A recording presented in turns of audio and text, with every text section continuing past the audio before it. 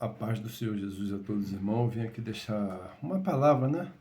Eu estava ouvindo um vídeo na internet falando sobre salvação e o pastor disse bem claro assim, não, aquele que aceitou a Cristo ele já está salvo, né? E aquele que não aceitou está condenado. Ele afirmou que todo aquele que aceita Jesus está salvo, né? E eu vou provar para vocês aqui que não é tão assim que eles falam, tem que permanecer até o final. Lá em Efésios capítulo 2 diz assim, né? Verso 8, porque pela graça sois salvo, por meio da fé, isso não vem de vós, é dom de Deus. Verso 9, não vem de obras, para que ninguém se glorie. Agora o 10, que muito poucas pessoas lêem, porque somos feitura sua, criado em Cristo Jesus para as boas obras, as quais Deus preparou para que andássemos nela. Amém?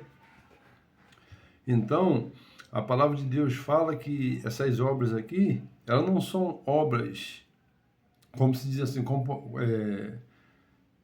de comportamento. Isso aqui é obra da lei, porque no Antigo Testamento nós tínhamos que sacrificar um animal, né? Porque a palavra de Deus diz que sem derramamento de sangue não tem remissão de pecado. Então Jesus foi o sacrifício perfeito. E aqui embaixo no rodapé de toda a Bíblia tem aqui as indicações que o próprio versículo faz.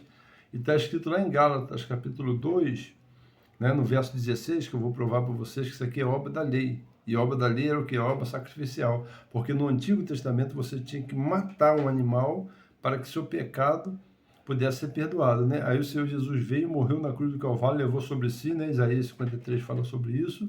Então ele foi o sacrifício perfeito, para que a gente não venha sacrificar mais. Então essas obras falam sobre isso. Porque aqui no 10 fala que Deus criou as boas obras para que a gente vivêssemos nelas, simplificando.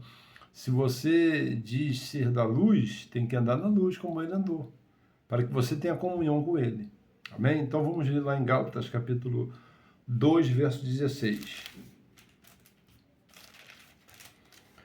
Diz assim, sabendo que o homem não é justificado pelas obras da lei, mas pela fé em Jesus Cristo. Temos também crido em Jesus Cristo para sermos justificados pela fé de Cristo e não pelas obras da lei.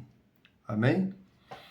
Aí diz assim, portanto, pelas obras da lei, nenhuma carne será justificada. É o que eu estou falando aqui para os irmãos. E lá em Romanos, capítulo 3, vamos voltar atrás mais um pouco aqui. Romanos, capítulo 3. Só para confirmar aquilo que eu estou falando aqui, para não ficar na... Porque as pessoas falam muito, mas não mostram base bíblica para isso. E é um perigo, né?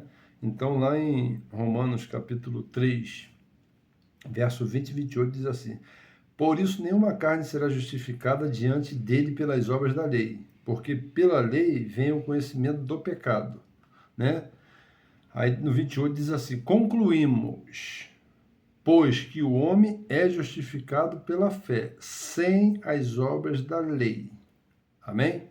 Então nós somos justificados pela fé, por quê? Porque Jesus pagou o preço, né? E lá em Hebreus capítulo 10, fala mais forte ainda. Vamos lá em Hebreus capítulo 10, que fala sobre o pecado. Hebreus capítulo 10, verso 26, diz assim, porque se pecarmos voluntariamente, depois de termos recebido o conhecimento da verdade, já não resta mais sacrifício pelos pecados, mas uma expectação horrível de juízo e ardor de fogo, que há de devorar os adversários. Então, o que acontece? A palavra de Deus diz que de uma fonte não pode sair duas águas, água salgada ou doce, ou sai salgada ou sai doce. A Bíblia fala que pelo fruto conhecereis a árvore. Mateus capítulo 7, o próprio Senhor Jesus falou, muitos falaram, ó Jesus, em teu nome eu expulsei demônio, fiz isso, aquilo. Jesus falou, aparta de mim. Por quê? Há uma interpretação errada de quê? De generalizar. Porque toda generalização ela é burra em si própria. Por quê? Porque quando você generaliza, toda igreja está salva, todo mundo está no mundo, está no inferno. Isso aí é perigoso. Por quê? Porque nós não sabemos, né? Nós não somos oniscientes. Por isso que a Bíblia fala para a gente observar comportamento. E até mesmo através do comportamento nós podemos se enganar. Porque Judas, diz historiadores que Judas era um dos melhores discípulos, mais obedientes que Jesus tinha. E em si era ladrão e não estava salvo. e se batizou, né? Entregou sua vida a Jesus ali, trabalhou para o reino de Deus ali e perdeu. A própria Jesus falou que ele era o filho da perdição, lá em João capítulo 6. Então não é fácil, como as pessoas falam, na salvação. Sabemos que lá em Hebreus capítulo 6 fala que é impossível, né? Que o homem aceite Jesus e largue e volte de novo. Romanos, volta a falar, capítulo 8, verso 1. Nenhuma condenação há, ponto, para aquele que não anda segundo a carne, mas sim que anda segundo o Espírito. Que anda segundo o Espírito, esse não tem como perder sua salvação, ele vai até o final, né? Quando a Bíblia fala que nada nos separa do amor de Deus, Romanos capítulo 8, nada pode nos separar, né? Eu sempre dou aquele exemplo de uma mãe que tem um filho que entra para as drogas e de repente é baleado e morre. Essa mãe nunca deixa de amar o filho dela, mas o filho dela escolheu o caminho que ele queria, entendeu? Deus ama todos, mas nós escolhemos o caminho que queremos ir. Há uma briga teológica que fala que um já acha que o outro está salvo, não está? Mas no final todo mundo chega a uma conclusão, que quem é e quem não é, não é. Porque o próprio Jesus falou que muitas pessoas honram ele com os lábios, mas o coração está longe de mim. Lá em Pedro fala o seguinte, né? Que muitas pessoas que voltam para comer o seu próprio vômito. A pessoa que desvia é aquela pessoa que volta como um cão que vomita e come seu vômito. Seria melhor nem que tivesse conhecido a verdade do que conhecer e praticar a iniquidade. E Gálatas 5,16 fala muito claro sobre isso, porque as pessoas olham só o fruto do Espírito. Mas Gálatas fala ali, das obras da carne, e os que tais praticam, que permanecem nela, né, não herdarão o reino de Deus. Então não é fácil. E esse pastor que estava pregando, ele estava falando sobre o juízo final. Nós sabemos, né, que algumas pessoas creem em galardões que o Senhor vai dar, e tem o juízo final, que está lá em Apocalipse, que fala que Deus vai pedir que o mar devolva os corpos, né?